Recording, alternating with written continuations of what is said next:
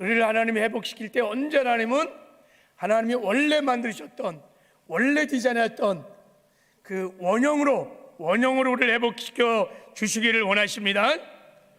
그래서 이제 우리 하나님은 먼저 그리스도 예수 안에서 우리가 누구인지 우리의 신분 정체성을 회복시켜 주시기를 원해요. 누군지 그리스도 안에 있으면 새로운 피조물이라. 할렐루야.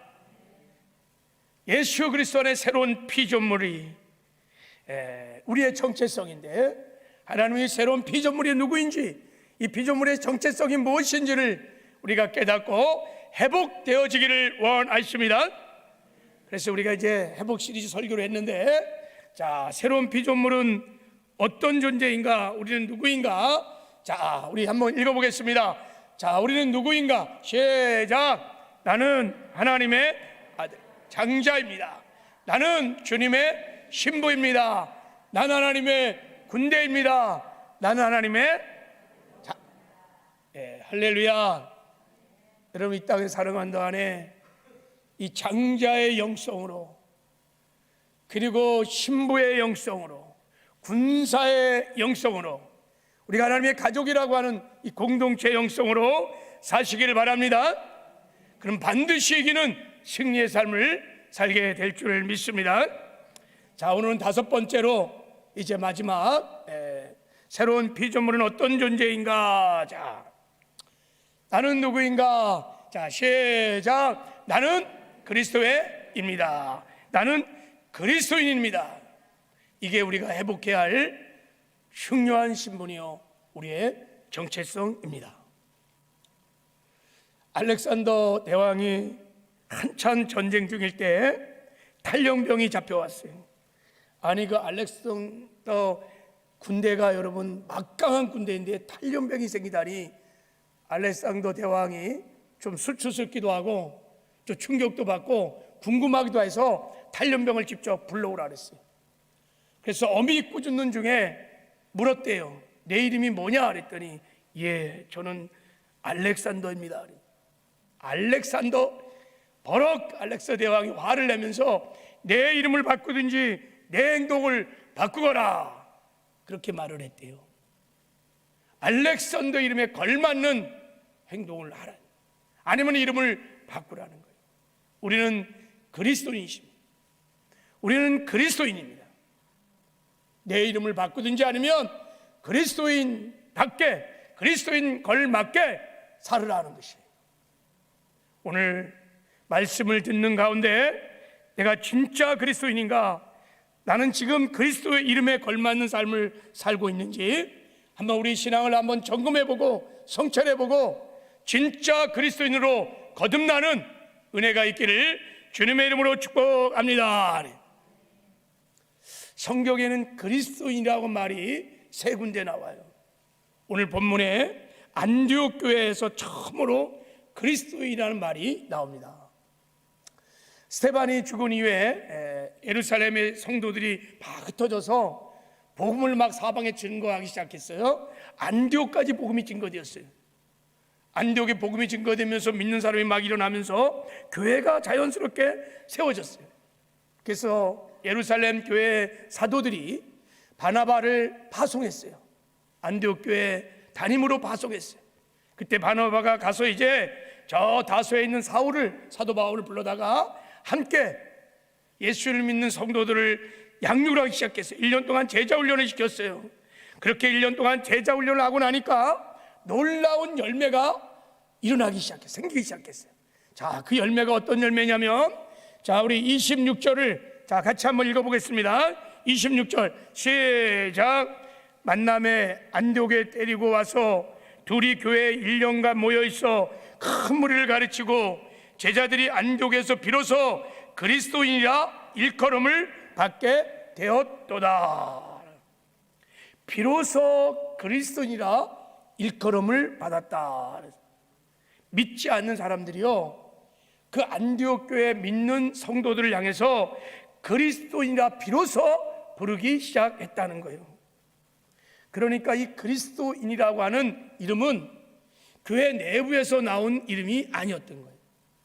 교회 밖에서 믿지 않는 이방인들이 믿는 성도를 향하여 야, 저들은 그리스도인이구나, 그리스도인이야 라고 별칭을 붙여준 거예요. 이 그리스도인이라는 뜻은, 이름이라는 뜻은 그리스도에게 속한 자, 그리스도를 추종하는 자, 그리스도를 따르는 자, 복음을 해석해 보면 그리스도 예수를 모시고 사는 자, 이런 뜻입니다. 여기서 우리가 주목할 것은 안디옥교회 성도들이 스스로 나는 그리스도인이야, 나는 예수를 따르는 사람이야 라고 말한 것이 아니라 예수를 믿지 않는 사람들이 안디옥교회 성도를 보면서 그리스도인이라고 별칭을 붙여줬다는 것이 중요한 우리 묵상의 포인트예요. 왜 이들이 그리스도인이라고 불렀을까요? 이방인들이 보기에 안디옥교회 성도들이 예수를 믿는다는 거예요. 교회를 다닌다는 거예요. 근데 뭔가 수상해, 뭔가 이상해, 놀라운 변화가 막 일어나는 거예요. 자기들이 볼 때 저들은 우리가 살아가는 방식과 전혀 다른 방식으로 살고 있는 거예요. 너무 차이가 나는 거예요. 아니, 전에는, 교회 다니기 전에는 똑같았어요. 같이 술도 먹고 음란한 짓도 하고 쾌락도 즐기고 악한 짓도 서슴지 않고 같이 살았어. 니나 내나 똑같았는데 어느 순간 이들이 예수를 믿는다는 거예요. 교회를 다녀요. 변하기 시작하는 거예요. 그렇게 자주 들러다녀서 술집도 안 가고 세상의 쾌락도 즐거운 자리에서 다 멀리하고, 또 그들이 함께 모여 있는데 막 노예들을 형제 자매라고 부르면서 또 아이들과 여자들을 막 존대하게 여기고 재산을 팔아서 막 가난한 이웃들을 돌보고 구제하며, 그들의 삶을 보니까 놀라운 변화가, 전혀 예수 믿기 전과 전혀 다른 삶의 변화가 있었던 거예요. 그 변화된 모습을 보고 세상 사람들이, 불신자들이, 이방인들이 아, 저들은 그리스도인이구나, 이렇게 말을 한 거예요. 그러면 우리가 사도행전 11장 26절을 가지고 그리스도인이 어떤 사람인지를 정해보면 한마디로 예수를 믿고 예수 그리스도 때문에 예수로 인하여 변화된 사람들, 변화된 사람들. 그리스도인은 교회를 잘 다니는 사람이 아니에요. 나는 그리스도인입니다, 나는 예수를 믿습니다, 자기가 스스로 간증한 사람이 아니에요. 교회에서 일을 많이 하는 사람도 아니에요. 교회에서 직분을 가진 자도 아니에요.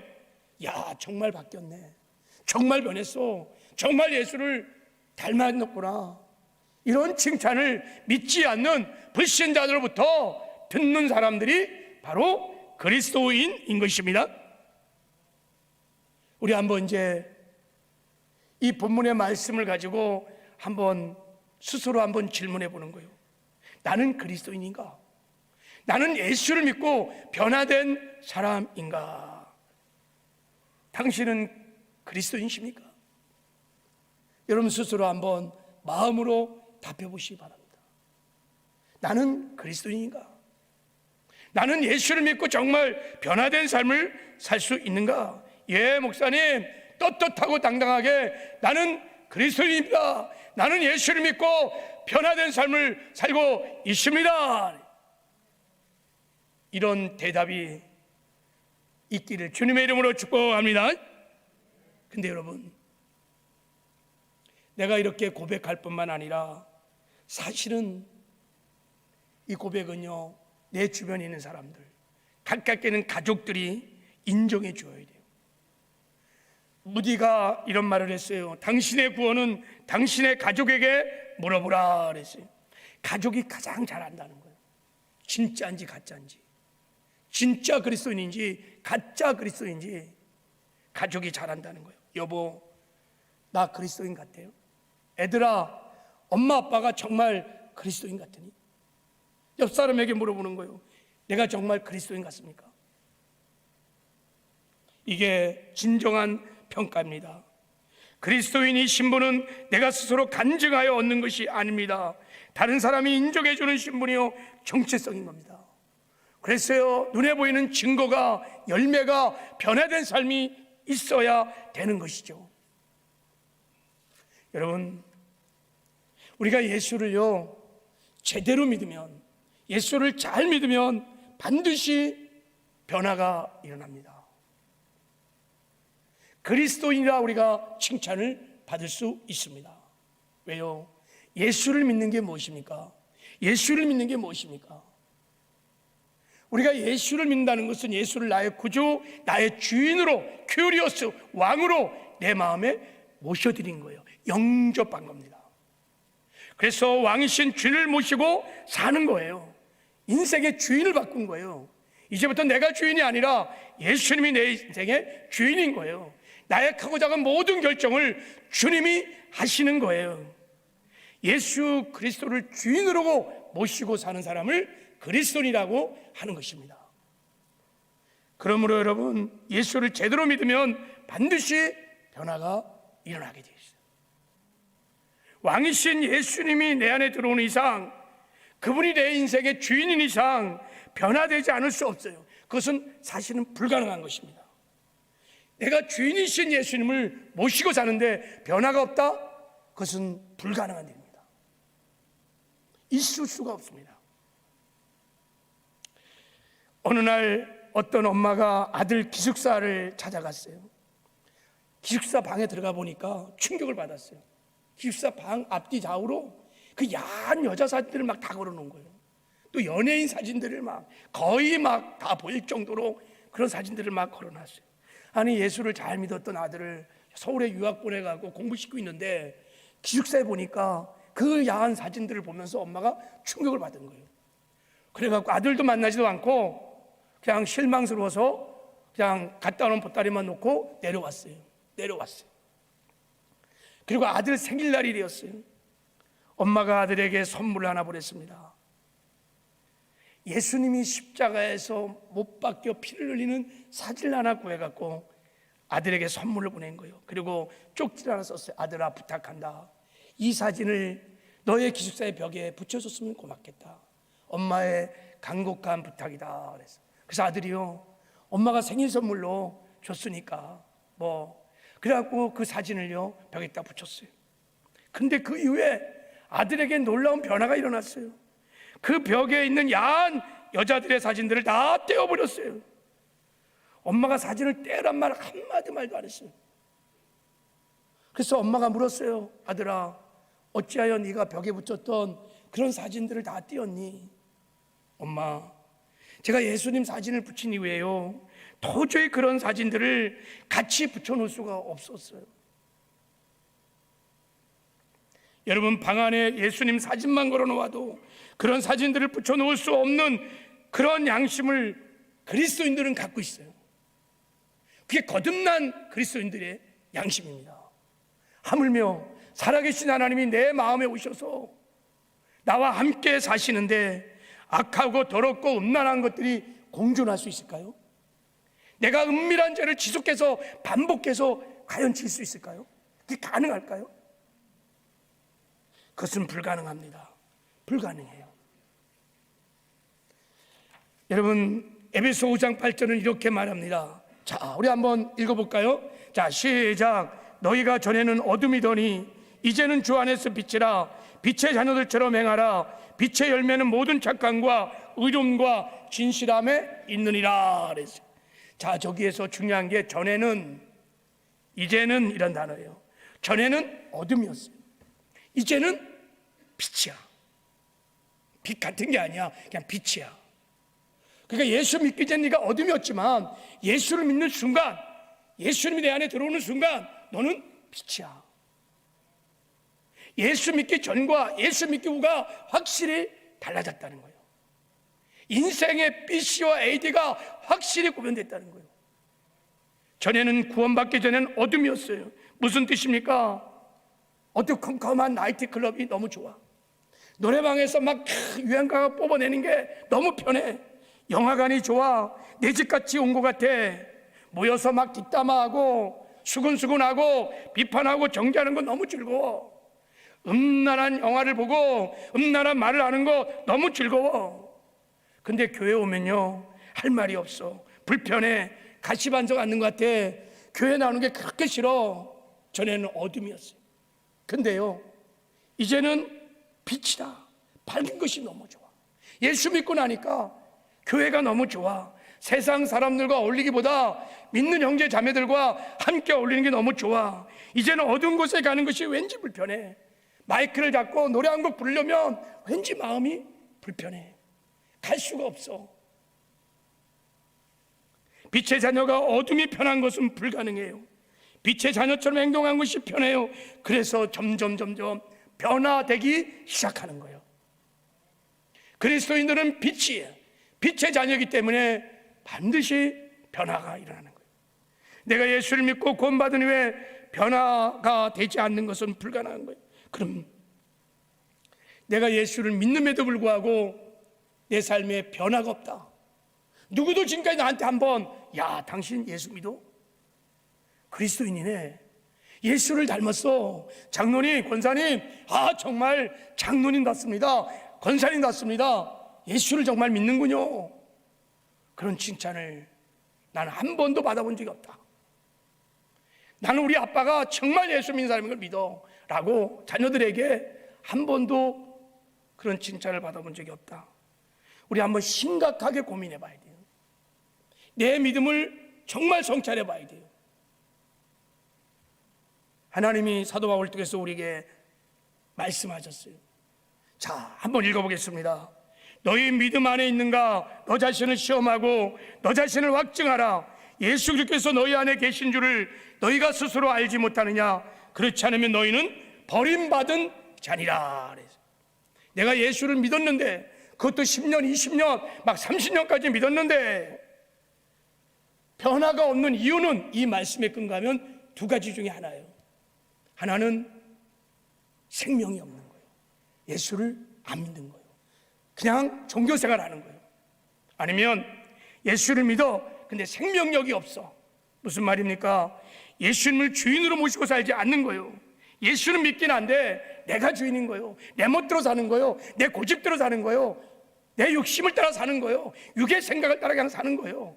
하나님의 뜻, 주인 되신 주님의 뜻은 무시하는 거예요. 그의 뜻을 구하지 않아요. 그냥 나오는 대로 내 생각대로 막 말하고 혈기 부리고 생명력이 없어. 그러니까 변화가 없는 거예요. 여러분, 그리스도인은, 정말 예수를 주인으로 모시고 사는 그리스도인은 예수 믿기 전과 예수 믿기 후에 분명한 변화가 있습니다. 반드시 여러분 변화된 증거가 따릅니다. 열매가 있습니다. 그 열매를 보고 진짜인지 가짜인지를 알 수가 있습니다. 그래서 요한일서 5장 10절에 보면 하나님의 아들을 믿는 자는 자기 안에 증거가 있고 그랬어요. 분명히 증거가 있다는 거예요. 증거가 있을 수 없다는 거예요. 그래서 요한일서에 계속해서 보면 예수님이 내 안에 들어오셔서 반드시 그리스도인에 일어나는 네 가지 변화가 있어요. 열매가 있습니다. 그 변화가, 열매가 나한테 나타나면 세상 사람들이 우리를 향하여 그리스도인이구나, 예수를 닮았네요 라고 말을 한다는 거예요. 그 네 가지 변화가, 네 가지 증거가 뭘까? 첫째는요, 우리가 예수를 믿고 거듭나면요, 예수를 믿는 형제 자매를 대하는 태도가 달라져요. 그래서 형제 자매를 사랑하기 시작해요. 이게 첫 번째 증거예요. 두 번째는요, 하나님의 말씀을 대하는 태도가 달라져요. 그래서 기쁨으로, 즐거움으로 어쨌든 간에 말씀대로 살려고, 말씀을 지키려고 해요. 세 번째는요, 죄를 대하는 태도가 확 달라져요. 거듭나면 죄를 미워해요. 죄와 싸우기 필까지 싸워요. 죄를 지면요 막 애통하고 통회하고, 그리고 죄를 이기는 삶을 살기 시작해요. 이게 특징이에요. 또 하나의 특징은 세상을 바라보는 태도가 확 달라져요. 그래서 세상을 이기는 삶을 그때부터 살기 시작해요. 오늘은 이 마지막 네 번째 그리스도인에게 따르는 이 증거를 잠깐 좀 한번 상고해 보도록 하겠습니다. 그리스도인은 세상을 이기는 자입니다. 우리 한번 요한일서 5장 4절 5절 한번 읽어보겠습니다. 시작. 무릇 하나님께로 난 자마다 세상을 이기느니라. 세상을 이기는 승리는 이것이니 우리의 믿음이니라. 예수께서 하나님의 아들이심을 믿는 자가 아니면 세상을 이기는 자가 누구냐 그래서, 자, 저 말씀을 잘 보세요. 하나님께로 난 자가 예수를 영접하여 거듭난 자요, 왕이신 주를 모시고 있는 자입니다. 그리스도인입니다. 그런데 하나님께로 난 자마다 세상을 이긴다는 거예요. 그러니까 거듭난 자들은, 왕이신 주를 모시고 사는 자들은 누구나 다 세상을 이긴다는 거예요. 누구나 다 예 없이 세상을 이긴다는 거예요. 할렐루야. 하나님께로 난 자마다, 목사만 이기는 게 아니에요. 장로만 이기는 게 아니에요. 교회를 오래됐다고 이기는 게 아니에요. 세상 거듭난 자들은 다 세상을 이긴다는 거예요. 그러니까 여러분, 반드시 예수를 믿으면 세상을 이기는 열매가, 증거가 따라붙게 돼 있어요. 그러면 세상을 이긴다는 게 무슨 뜻일까요? 왜 세상을 이겨야 돼요? 여러분, 보통 사람들은 세상을 이긴다는 생각을 하지 않습니다. 세상을 바라보는 태도가요, 관점이요, 세상에서 돈 많이 벌고 명예 얻고 이름 날리고 행복해 잘 살겠다, 세상에서 출세하고 성공해서 행복해 잘 살아야지, 이렇게 생각하는 사람이 보통 사람이에요. 세상을 내가 이겨야 되겠다, 그렇게 생각하는 사람 없어요. 적어도 내가 세상을 이겨야겠다 생각하는 사람은 세상 사람이 아닌 거예요. 대한민국 국민이 대한민국에 살면서 내가 대한민국을 한번 이기겠다 생각하는 사람이 있습니까? 없죠. 만약에 내가 대한민국을 이겨야 되겠다라고 한 사람이 있다면 그 사람은 간첩이에요. 다른 나라에서 온 조선인민공화국 이런 간첩이에요. 마찬가지로 세상을 이기려는 사람은요, 일단 이 세상 사람이 아닌 거예요. 여러분, 우리가 하나님께 난 자들, 거듭나는 순간, 그리스도인이 되는 순간 우리는 세상을 이기려고 합니다. 왜 그러냐면요, 우리가 거듭나는 순간 우리가 누군지를 알기 시작해요. 내가 비록 육신을 입고 세상에 살지만 땅에 속한 자가 아니라 하늘에 속한 자라는 것을 알기 시작해요. 내가 대한민국의 백성이지만 내가 하나님 나라 백성이라는 것을 알기 시작합니다. 이게 거듭남인 거예요. 그리고 이 세상은 어둠이라는 것을 알기 시작해요. 이 세상을 통치하는 마귀가 지배하고 있는 어둠의 세상이라는 것을 알기 시작해요. 요한일서 5장 19절에 보면 또 아는 것은, 안다 이거예요. 우리는 하나님께 속하였고 온 세상은 악한 자에게 처한 것이며, 거듭나는 순간에 우리는 빛이고 세상은 어둠이구나, 이걸 안다는 거예요. 그래서 여러분, 마귀가 속한 이 세상이요, 끊임없이 빛된 하나님의 자녀들을, 하늘에 속한 자들을 핍박하고 유혹하고 미혹하고요, 그래서 세상을 사랑하게 하고요, 세상을 추구하게 하고요, 세상과 더불어 살게 하다가 세상 멸망할 때 멸망을 시키려는 거예요. 이게 세상의 무서운 미혹이에요. 그래서 여러분, 여기서 세상을 이긴다는 말은 우리가 세상으로부터 오는 핍박과 유혹을 이기고 믿음을 지켜서 더 나아가 세상에 선한 영향을 미쳐 세상을 변화시켜가는 것을 세상을 이긴다고 하는 줄 믿습니다. 그리스도인들은 세상을 이기는 사람들입니다. 핍박과 유혹을 이기며 믿음을 지키며 세상에 선한 영향을 미쳐 세상을 치유하고 세상을 회복해가는 사람들이 그리스도인인 것입니다. 그러면 세상을 이기는 방법이 무엇일까? 어떻게 해야 세상을 이길까? 총을 들고 싸우는 것입니까?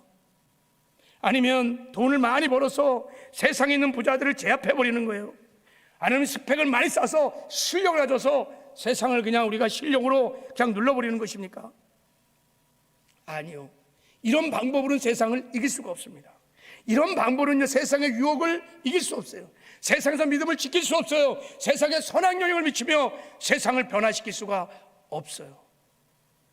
세상을 이기려면요, 우리가 비록 세상에 살지만 세상의 방식을 버려야 돼요. 세상의 방식대로 살면 안 돼요. 세상의 가치를 따라 살면 안 돼요. 그걸 포기해야 됩니다. 오직 믿음으로 하나님의 방식을 따라 믿음으로 살 때 세상과 구별된 삶을 살 때 그때 비로소 세상을 이기는 승리가 따르게 됩니다. 할렐루야. 세상을 이기는 것은 내가 세상 사람처럼 살아가는, 세상의 방식대로 살아가는 것을 포기하는 순간, 그때부터 세상을 이기는 삶을 살게 될 거예요. 그래서 주님 말씀하셨습니다. 너희는 이 세대를 본받지 말라는 거예요. 세상의 방식대로 살지 말라는 거예요. 세상의 가치가로 살지 말라는 거예요. 세상에서는 육의 생각을 따라 살지 말라는 거예요. 오직 마음을 새롭게 함으로 변화를 받아 하나님의 선하시고 기뻐하시고 온전한 뜻을 분별하라. 하나님의 뜻대로 살아가는 거예요. 하나님의 말씀대로 살아가는 거예요. 주님이 주신 영의 생각을 쫓아 살라는 거예요. 그러면 구별된 삶을 살게 될 것이고 세상을 이기는 삶을 살게 된다는 것입니다. 여러분, 다윗을 보십시오. 다윗이 골리앗이라고 하는 세상을 만났을 때 어떻게 싸웠나요? 골리앗은요, 창과 단창을 가지고요, 갑옷을 입고요, 완전히 무장을 했어요. 이런 골리앗과 싸워 이기는 세상적인 방법은 뭐예요? 자기도 갑옷 딱 입고 더 큰 칼 들고 더 아주 날카로운 칼을 들고 무기로 싸우는 거예요. 그래야 이길 수 있는 거예요. 그 골리앗을 이기려면요, 더 큰 무기로, 더 큰 강력한 무기로 싸워야 이길 수 있는 거예요. 이게 세상적인 방법인 거예요. 그런데요, 다윗은 그렇게 싸우지 않았습니다. 사울이 준 갑옷들이요, 창 다 칼 내려놓고요, 다윗은 그렇게 싸우지 않았어요. 자, 사무엘상 10장 5절에 보면 다윗이 이렇게 싸웠습니다. 다윗이 블레셋 사람에게 이르되 너는 칼과 창과 단창으로 내게 나와 오거니와 나는 만군의 여호와 이름 곧 내가 모욕하는 이스라엘 군대 하나님의 이름으로 내게 나아가노라 그랬어요. 칼과 강으로 싸운 게 아니에요. 만군의 여호와는 살아계신 하나님, 역사를 통치하고 다스리는 하나님, 인생의 생사복을 주관하신 하나님, 만군의 여호와 이름으로 나간 거예요. 무슨 말입니까? 전쟁은 하나님께 속한 것이다. 하나님이 나와 함께 하시고 하나님이 나를 도와주시면 내가 능히 이길 수 있다는 믿음으로 싸운 거예요. 그렇게 믿음으로 나아갈 때 물맷돌 한 방에 그냥 그 강력한 골리앗도 무너져 내린 것이. 다윗의 인생에는 여러분 승승장구하는 늘 승리가 있었습니다. 어떻게 다윗은 그렇게 승리하는 삶을 샀을까요? 다윗은요, 전쟁이 터지고 나서 전쟁에서 큰 승리를 하고 전리품을 가져오면요, 많은 마병이 막 옵니다. 말들이 와요. 그러면 말들의 심줄을 다 끊어버립니다. 다 끊어버립니다. 아니요, 여러분, 전쟁에서 마병이요, 힘인 거예요. 능력인 거예요. 군사력이요, 있어야 전쟁을 이길 수 있는 거예요. 근데 다윗은요, 다 끊어버려요. 왜 그럴까요? 왜 그럴까요? 세상적인 방식으로 싸우는 것을 포기한 거예요. 전쟁의 승리는 하나님께 손에 있다는 것을 분명히 믿는 거예요. 이 세상을 통치하신 하나님, 그분의 손 안에 있다는 것을 다윗은 분명히 믿는 거예요. 내 식과 내 방법으로, 내 능력으로 싸워서는 이길 수 없다는 것을 알기 때문에 하나님의 식과 방식으로 싸우는 거예요. 하나님만을 의지하고 하나님의 뜻대로, 하나님의 말씀대로 싸울 때 이긴다는 것을. 그래서 다윗이 가는 곳마다 승승장구하는 역사가 일어났던 것입니다. 지금도 여러분, 세상의 방식을 버리고 하나님의 식과 방식을 취하면 우리는 세상을 이기게 될 줄 믿습니다. 초대교회는요, 엄청난 핍박이 있었습니다. 어느 정도 핍박을 했냐? 그냥 예수 믿으며 죽이는 것은 그냥 기본이고요, 막 사자굴에 집어넣고요, 여러분 비참하게 죽어갔어요. 그리고요, 예수를 끝까지 믿으려면 지하 무덤에서 막 100년, 200년을 살아야만 했어요. 끔찍한 핍박이 있었습니다. 그런데 예수 믿는 사람들은 한 번도 대항을 해본 적이 없습니다. 로마 군인들이 붙잡으면 그냥 붙잡혀, 빼앗으면 뺏겨, 쫓아내면 쫓겨나가, 죽이면 그냥 죽는 거예요. 그냥 하나님 나라 바라보며 천국 소망 바라보며 주님이 원수를 사랑하셨으니까 사랑하면서 믿음으로 나가면서, 그러니까 계속 죽여나가는 거예요. 계속 죽어나가는 거예요. 순교의 피가 온 땅을 덮기 시작했어요. 얼마나 무기력합니까? 우리가 보기에요, 얼마나 무기력합니까? 아니, 맞짱을 한번 떠서 싸우든지 계속 죽여가는 거예요. 그래서요, 로마 병사들이 로마가 계속 핍박을 하다가요, 그들이 오히려 충격을 받고 두려워하는 거예요. 세상에 이런 사람이 다 있네요. 세상에 이런 사람이 다니. 원형 경기장에 갖다 집어넣으면요, 막 기도하면서 서로를 보호하면서 죽어가는 거예요. 저들을 보면서 도무지 이해가 안 되는 거예요. 어떻게 저런 사람이 다 있는가? 드디어 310년에 로마 황제 콘스탄티누스가 기독교를 공인합니다. 이제는 기독교를 믿어도 좋다. 무슨 말입니까? 우리가 졌다는 거예요. 로마가 300년 만에 무너졌어요. 초대교회 성도들에게 300년 만에 무너졌을 거예요. 당신이 이겼다는 거예요.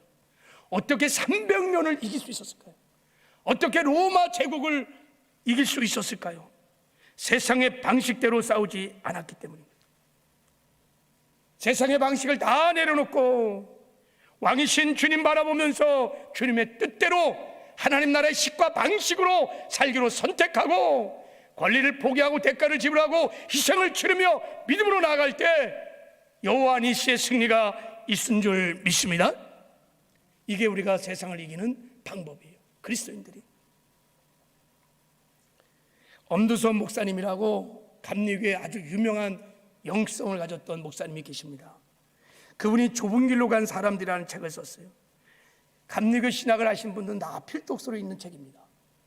거기에 이제 교회사에, 한국 교회사에 정말 그리스도인다운 삶을 살았던 간증들을 모아놓은 책들입니다. 거기에 옛날 금성에 어떤 권사님이 살았어요. 이게 다 실화들입니다. 전라도 나주를 옛날에 금성이라고 불렀는데, 근데 이 권사님은 아주 사납고 독한 남편 불신자를 만났어요.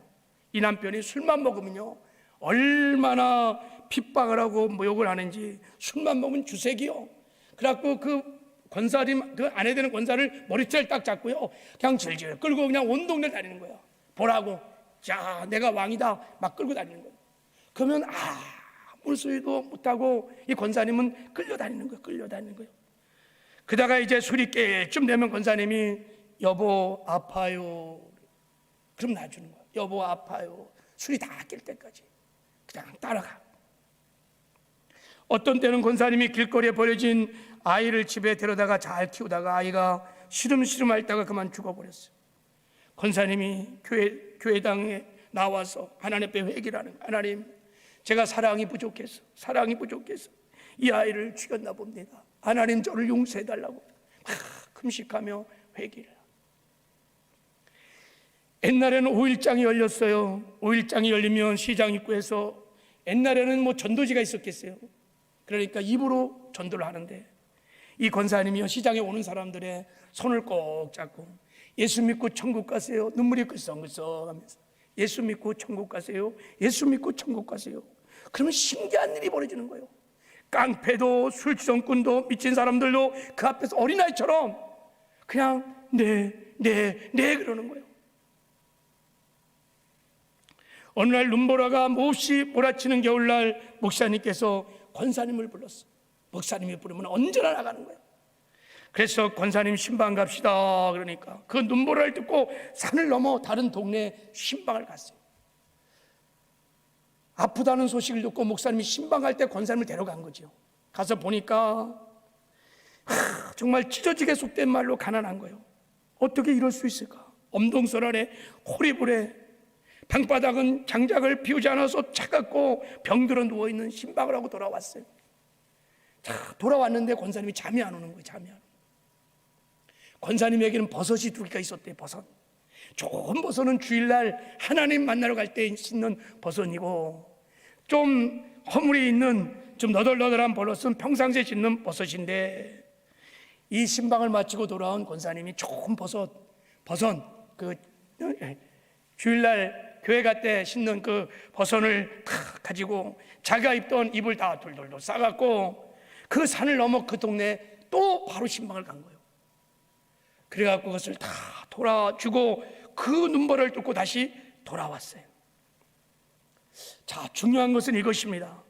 금성시에 사는 사람들이 이분에 대하여 이렇게 말을 했어요. 금성의 모든 사람이 지옥 간다 할지라도 딱 한 사람은 천국 갈 사람이 있다. 바로 그 사람이 천국 간다. 그 권사님만이 천국 간다는 거예요.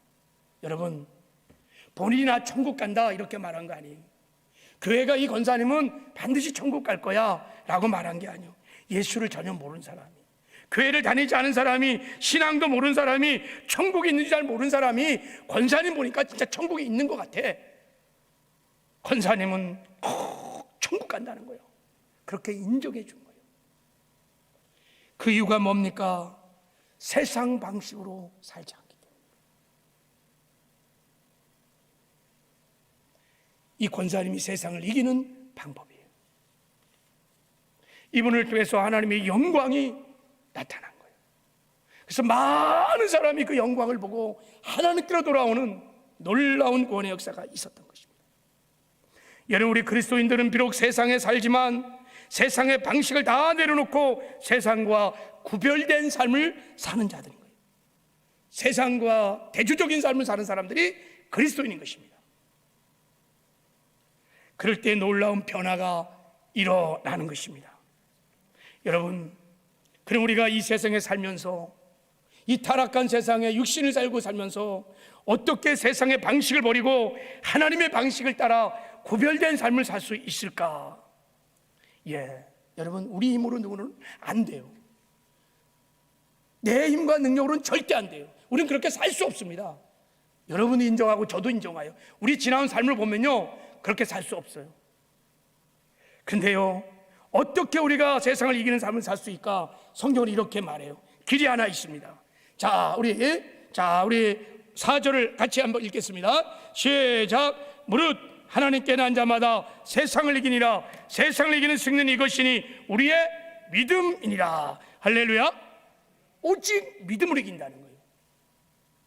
어떤 믿음일까요?